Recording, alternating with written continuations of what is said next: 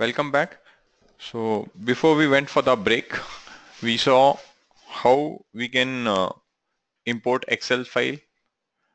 We saw how we can save our workspace, the entire workspace, all objects in the memory can be serialized and written to hard disk using save image. If you want to save a specific object, we can use save command. Something which is saved on hard disk, we can load it using load command. And then if I want to export data in a format which is like a comma separated value format or some delimited format, I can use write.table command. Now we have data in our environment. I now to start doing some data manipulation. Some of the basic data manipulation activities are selecting certain specific rows from the given data, or selecting specific columns from lots of columns, or probably I've got one data frame and there's another data frame between which there's some common unique identifier and I wish to merge the two. Renaming column names, converting data types, basically that is often called as casting, sorting data, and aggregating data. These are the basic data manipulation activities that are often done and what we will learn in this section. So let me have a very basic example, selecting rows. I want to select, say, certain records, say top 10 records. We already know that a data frame we refer by a row position and a column position. Before comma, we call it row position. Yeah, this is my row position, and after comma, this is my column position. I want to select top 10 records. So what I'm saying here is, whatever data frame name is, data frame name, rectangular bracket, 1:10, comma, after comma there is nothing, which means the top 10 record which I'm selecting, all the columns have to be selected, rectangular bracket close. This 10 selected records will go and assign to a variable named as top_10. Yeah. So let's quickly run this simple syntax. Definitely I should already have these data sets. So LRDS1 is there in my memory. So I'm using that. So top 10 and row, I get the top 10 records. When I have selected the top 10 records from LR_DS1, will those records continue to be part of LR_DS1? They will continue to be part of LRDS1 also. What is happening is I'm just creating a copy of those 10 records and putting it in a new object which is named as top 10. Yeah. Yes. Head, but only thing is what head does is head prints the record on the screen. Here I'm selecting it and putting it in a object. So if I do view, I see that 10 objects are there. Yeah. So these are the three syntaxes which we executed just now. Everyone try it. N row is number of rows. N row, and then I pass a data frame name. It gives me how many records are there in that. For example, if I would have passed here LR_DS1, it would have said 20,000 because I know there are 20,000 records. So if you see, this gives me number of rows.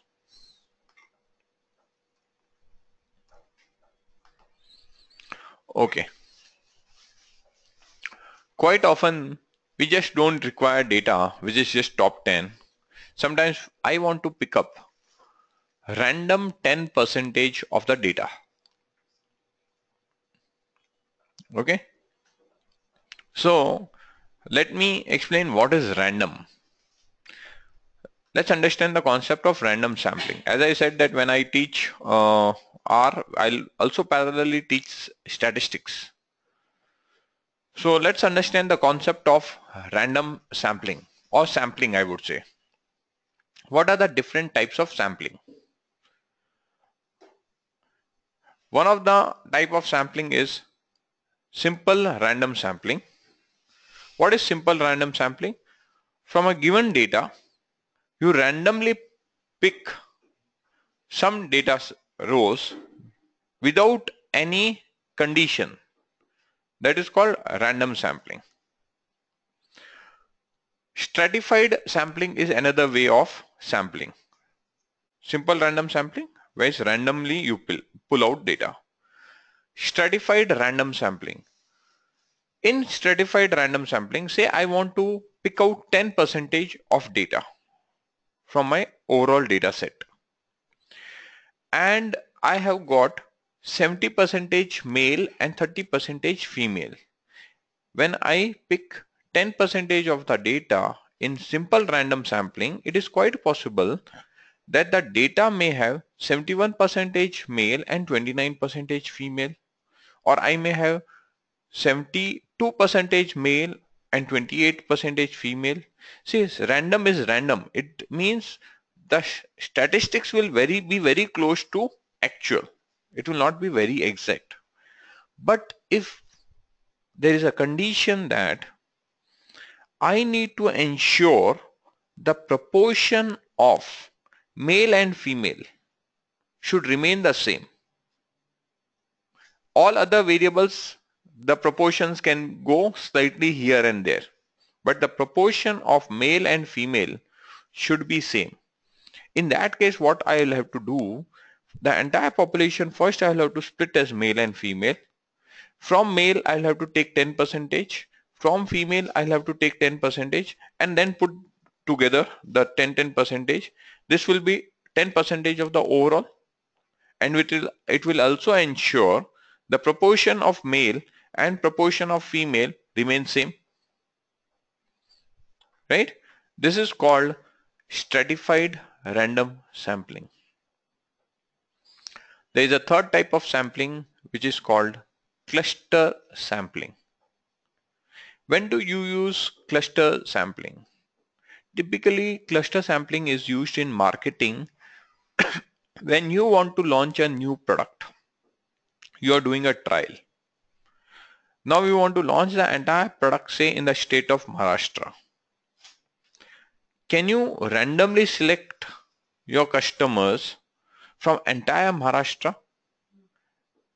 That is possible, but if you have to give some demo and some training on the product, then you will have your people to be spread out all over Maharashtra, right? That will not be feasible because cost wise it will be increasing the cost. Yeah. So in that case, what you can do, you may probably identify clusters in your geography such that you assume those clusters, assume the entire Maharashtra is split into 100 clusters. Now from those 100 clusters, you will say select 5 clusters such that those 5 clusters collectively represent the whole of Maharashtra. And now you do your experimentation pilot only on those 5 clusters. When you do this experiment only on those 5 clusters and then you understand the output, you can say that output can be a representative of the whole of Maharashtra. So that is called cluster sampling. Okay. In cluster sampling, you are taking certain clusters rather than the entire geography. Typically, cluster sampling is used when geography is the important dimension. Yeah. Now, when you are doing sampling, let's come back to sampling, which is simple random sampling. So, say I have got a bag which has got 1000 balls, 500 balls are white, and they are labeled as W1, W2, W3, W500. And there are 500 balls which are black, which are labeled as B1, B2, B3, B500. Now I am drawing out balls randomly. What is the probability that the ball that I draw out is W1?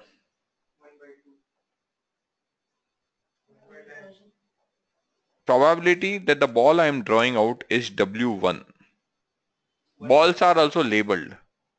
It's not white and black now. I'm just saying white 500, black 500. Each ball has got number W1, W2, W3. Blacks have got B1, B2, B3, B500. I am selecting a ball randomly. What is the probability that that ball is W1? 1 by 1 by 1000. Okay. So I draw that ball and keep it inside in another bag. Now I draw another ball. What is the probability that a given ball which is being selected is say Wn? What will be the probability?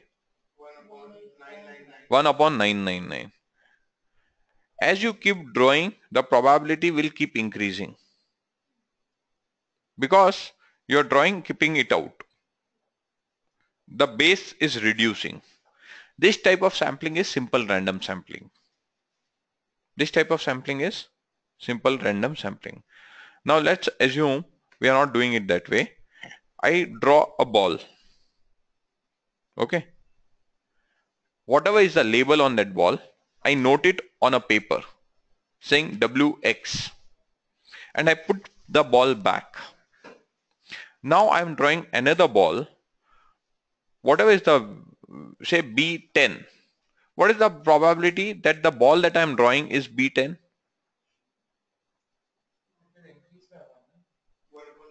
It will be 1 by 1000 only. And now I see B10, I note it B10. I draw another ball. What is the probability of any ball getting selected is 1 by 1000, because here what we are doing is we are taking the ball out, noting it, and again putting it back.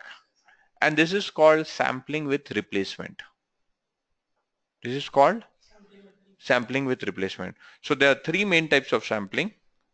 First concept is simple random sampling, stratified random sampling, cluster sampling. And within sampling, there is a concept which is called sampling with replacement, sampling without replacement. Yeah. The PDF that I uploaded yesterday had one of these as a homework. Okay.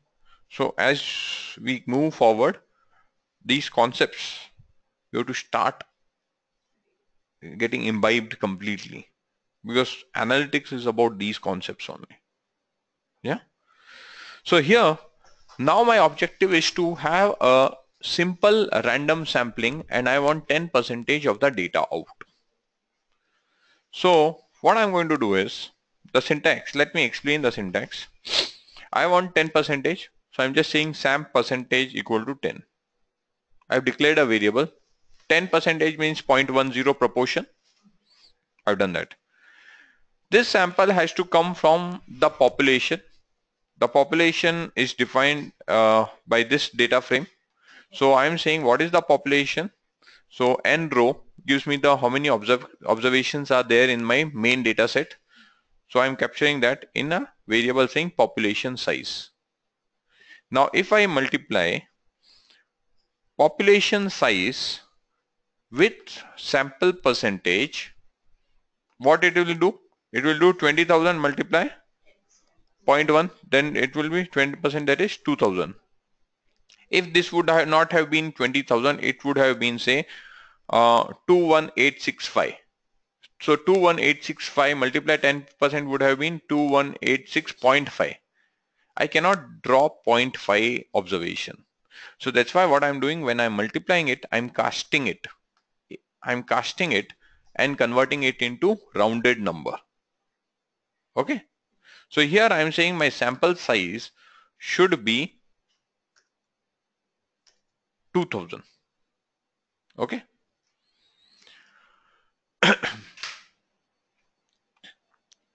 I want certain records to be selected. If I want to say I want record 149,000, I write this kind of a syntax. These records, I've directly specified a record number. I put this in a row position. So what will happen? Those records will get selected. Yes. The only question is now, can I generate this randomly? Can I generate 2000 random numbers? Because I want 10 percentage. Can I generate 2000 random numbers which are between 1 and 20,000? Because there are 20,000 observations. To generate those random numbers, what I am saying, using a function sample. This sample is like your rand between. So it asks, okay, you require number from what to what. So I'm saying I want random numbers, any random number between 1 and 20,000. Because population size, we already captured what is population size. So I'm saying 1 colon 20,000, I want random numbers. How many random numbers you want? We have already captured SAM size. So I'm saying SAM size. Now whether these random numbers you want is with replacement or without replacement. I want it without replacement. So I say replace equal to F. So this, when I run, it generate a object having 2000 random numbers. Okay. Finally, I want my sample. These 2000 random numbers, I'm putting it here in a row position. Just like this C149,000, I've just directly put these 1000 random numbers here. So those random numbers from LRDS1 will get selected and it be assigned to sample data set. So when I run this, my sample data set gets created. If I see this, there are 2000 observations. When I view it, some randomly selected records are there. So this is row number 11,075 of the parent data set. That's row number it's showing here. 15478 of the parent data set, that row number is selected and so forth.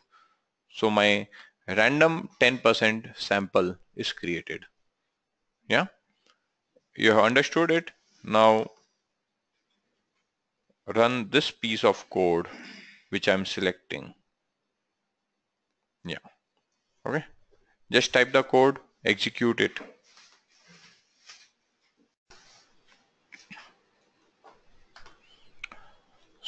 So what we have seen, how we can select random data, how we can select top n number of records. Quite often we may require that we should be able to filter data based upon some condition. That is called filtering or selecting observations based upon condition. Now when I'm selecting observation based upon condition, that is row selection. Okay, so the condition should come in the row position. So here what I want is, I want to select observations which is all records of male candidates, male customers.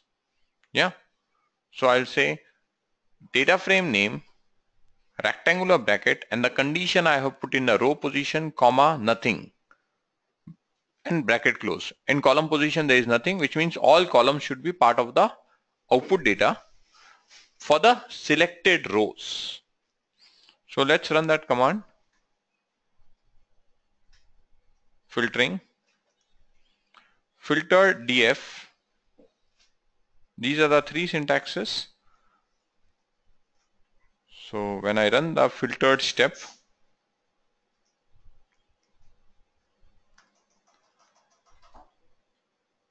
I get the data frame filtered underscore df. How many, let me see what was the gender distribution. In the actual data, the gender distribution was 5529 female, male, others. And then I'm doing finally n row of filtered df. It shows 14,279. This is matching, which means my code has properly executed. Why do I do this kind of testing wherein run table and then see the row? Whenever you write code, there should be some way by which you should cross check whether the output of that code is correct or not. Yeah, because if I would have said filtered underscore the syntax which gender is equal to M, for some reason assume in the data gender would not have been stored as capital M but as small m. I would have assumed all my syntaxes are right and I have moved forward. End of day, all my output would be wrong. So when you are practically working in industry, at any given point of time, if you are writing a code, there has to be some other way by which you should cross check whether the code you are writing is giving the same output. Or there can be many other reasons. For example, the same gender could have been written somewhere as M, somewhere as capital male, M-A-L-E, somewhere as small m. Data contains many issues. You will not always get clean data. Sometimes you will have unclean data also, and specifically contact center data where data is typed. In that case, sometimes it will get typed as capital M, sometimes as small m. So what will happen is many of these things will go wrong. Yeah. So you have to ensure that what you do, you have some way of cross-checking. The way of cross-checking here is very simple. I am seeing table which gives me frequency. For that column, table is a function which gives you frequency distribution for categorical columns. Gender is a categorical column because it contains categories, male, female, others. Yeah. And by that I'm able to see it's right. The other way of doing filtering is using a subset function. So subset is here, I am saying I want subset of which data frame, LR underscore DSA. By which column, I am saying gender. And here I am adding additional information, which is I am saying that when I am subsetting, I want only certain columns only. So I am saying select equal to C cust ID gender target. So this syntax, when I run, it will do filtering. When I see n row 14,279, yes, head, only the 3 columns have been selected. So both the ways are right ways of doing filtering or subsetting of data. So this is the selected portion. Type the syntax, try it out.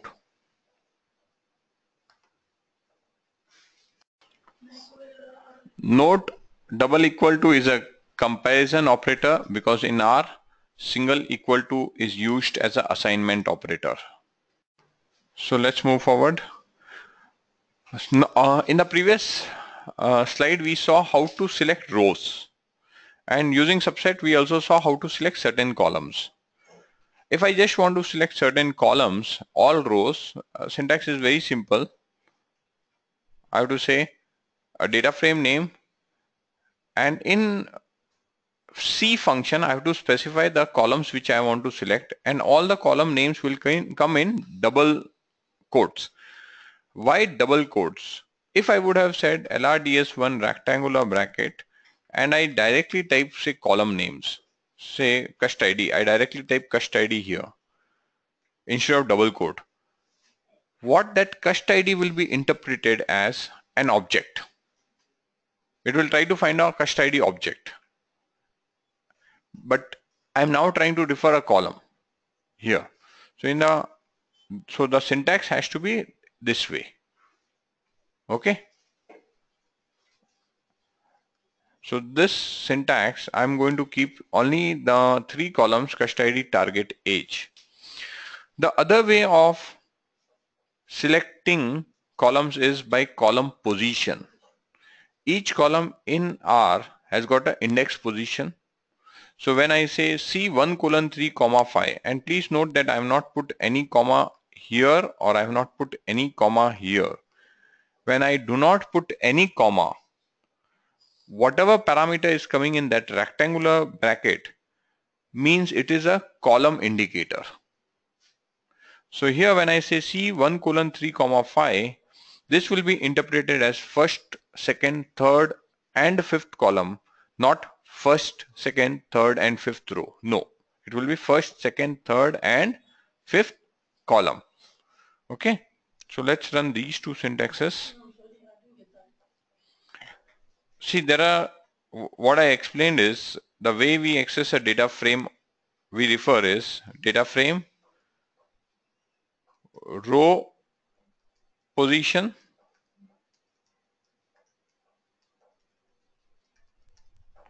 and then there is a column position.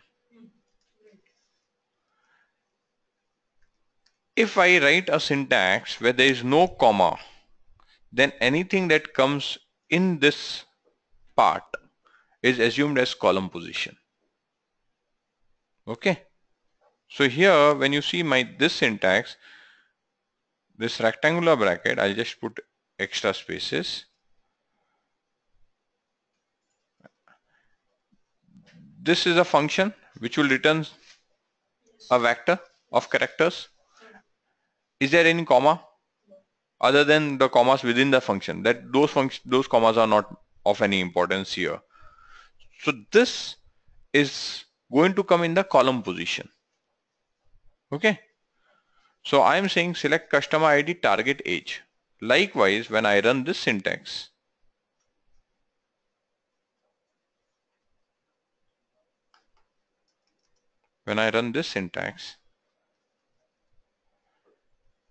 is there any comma other than the comma which is in 1 colon 3 5? No. If I would have put a comma like this here, it would mean give me first, second, third and fifth row. But if it is not there, or if I would have put like this, obviously this is row position, there is nothing, and this is column position. That is very obvious. But when there is no comma, this is very much equivalent to this syntax. Both of them are same. Yeah. Likewise, this syntax is very much equivalent to this syntax. Both of them are same. Okay. So let's run this. What I want is the customer ID target age columns to be selected. So I'm saying LRDS1 bracket and that. So if you see when I run this syntax and do head, only 3 columns are selected. All rows are there. Head gives only the top 6.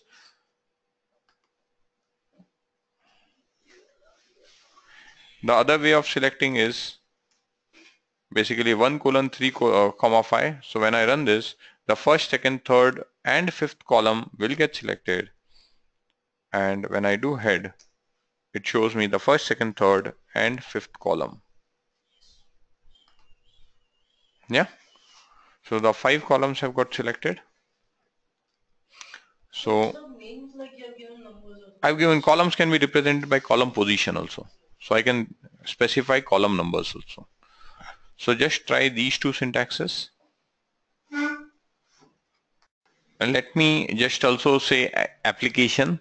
For example, you have the entire data of your customers, say banking customers, where there are lots of information, customer ID, name, date of birth, gender, contact details like mobile number, email, and so forth. Now you wish to do a campaign and you wish to run some, say, SMS campaign.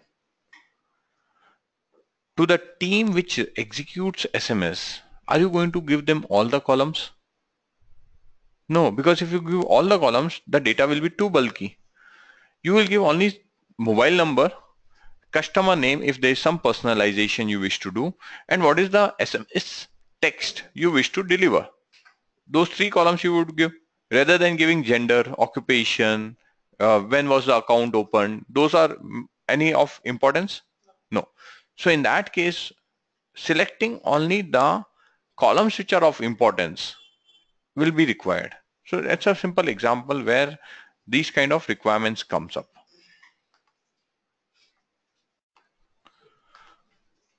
This syntax is basically to make things slightly dynamic. But here I cannot stimulate a complete dynamism. So what I'm doing is I'm capturing cust ID in some variable. Quite often you would have worked with interfaces where you have a drop down. Okay. And then you select some value in a drop down. Assume you are having similar kind of interface where all the columns are put in a drop down, and then you select certain columns from that drop down, and automatically from the data set, from the data frame, only those columns will be pulled out. Okay. So if you want to do those kind of thing, dynamic programming and all those things can be done. Here I'm just trying to show that if assume all the columns which I want to select is put in a variable, and that variable is passed as a parameter here, can I then select it? I can. So what I'm doing is call names. What call names will do? Call names is going to give me all the columns in the data frame LRDS1. These columns will be then be compared with the column which is in this variable. There is only one column, so I can use equal to. Okay. When I do this comparison, it will return me a output which will be a vector of true and false. And this vector of true and false is in what position? Column position. So whichever column it is true, those columns will be selected. Let us execute and see. So here what I'm doing is I am declaring the variable cust ID. Let me split this syntax into smaller fragments. Call names. Let me put it out and run call names here. When I run call names, what is it giving me? All the columns which are there in LRDS1. Now when I do call names equal to where, when I run this part of the syntax, what it returns is true and false, which means when this right hand side part of the code will get executed, first this part of the code will get executed, then this part will get compared with this, and I'll get true, false, false, false, this matrix coming here, this vector coming here, vector of true and false. Now this true is for which index? 1. This is true, false, this is false. So the index for which it is true, those index numbers will get selected. So when I run this entire syntax and then I see only one column gets selected, which is cust ID. Yeah, this is one element. Now here, because there was only one value, I can do equal to. But if there are more than one values, I cannot use equal to comparison.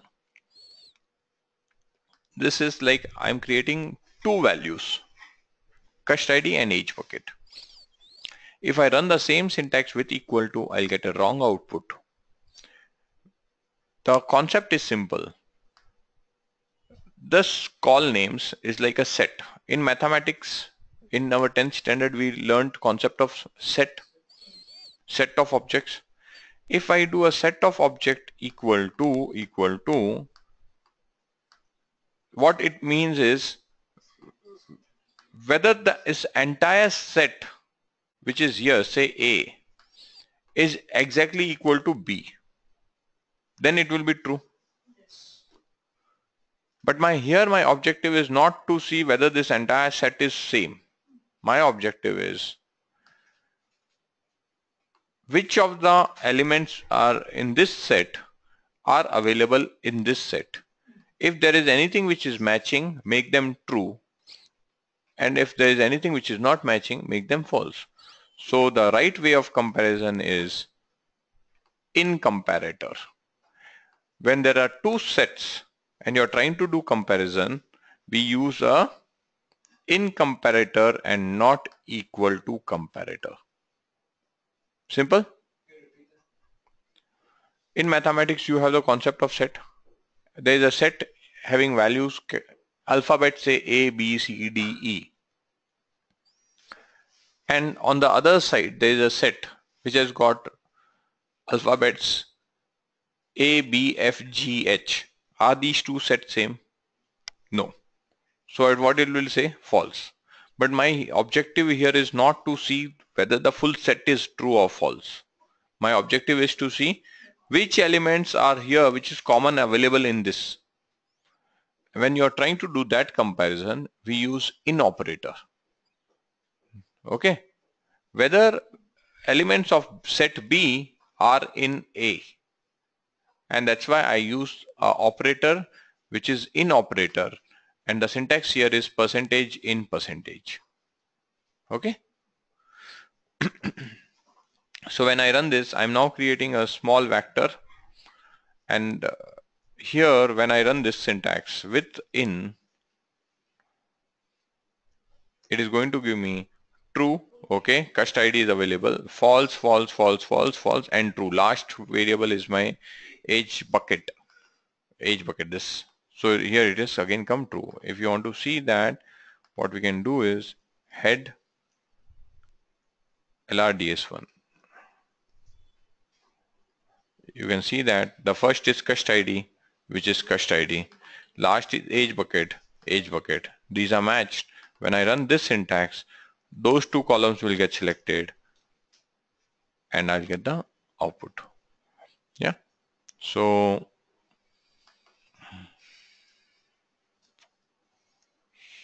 basically, let me remove this line. This was my first syntax, and this is my second syntax. Run these two and try out the commands. What if we run this command rather than using percentage in, we run this using percent equal to equal to.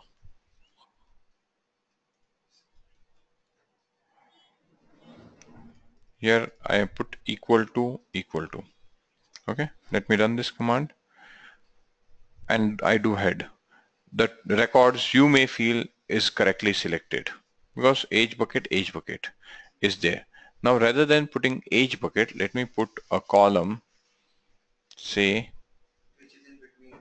age.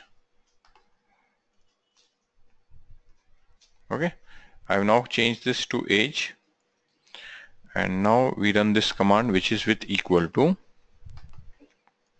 and now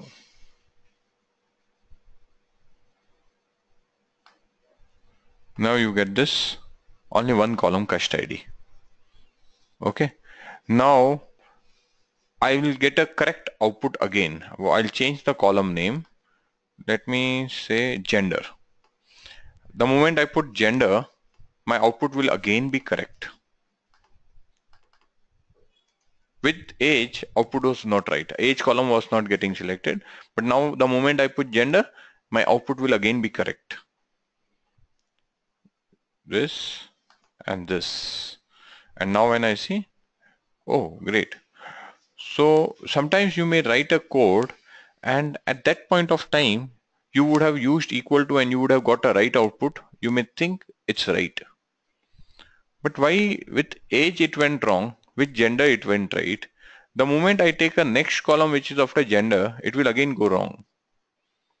Any idea? Okay. This is where the basics that I taught in initial first session. No. The first session which I taught. No. X equal to C1, 2, 3. Capital X is equal to C 2, 3, 4, 5, assume. And now I do X plus X. What will happen?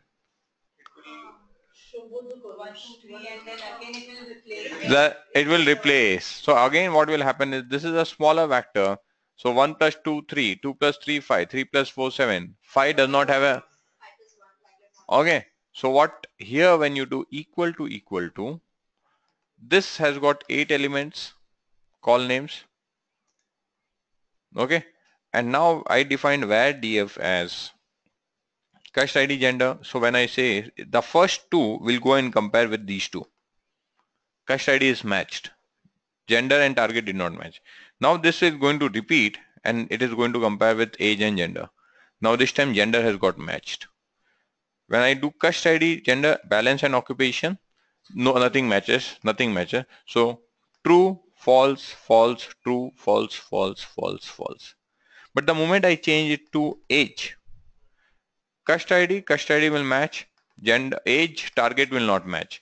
Now cust ID is coming at position of age. So cust ID age is not going to match because now it is doing parallel comparison.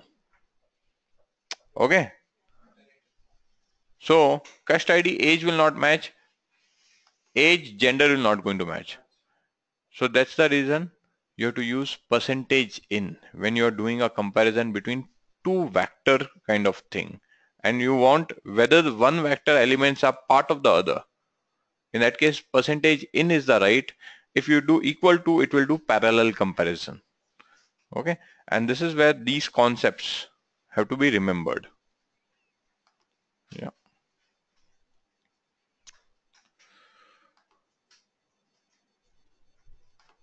Okay. With this, we are going to call it end of today's session.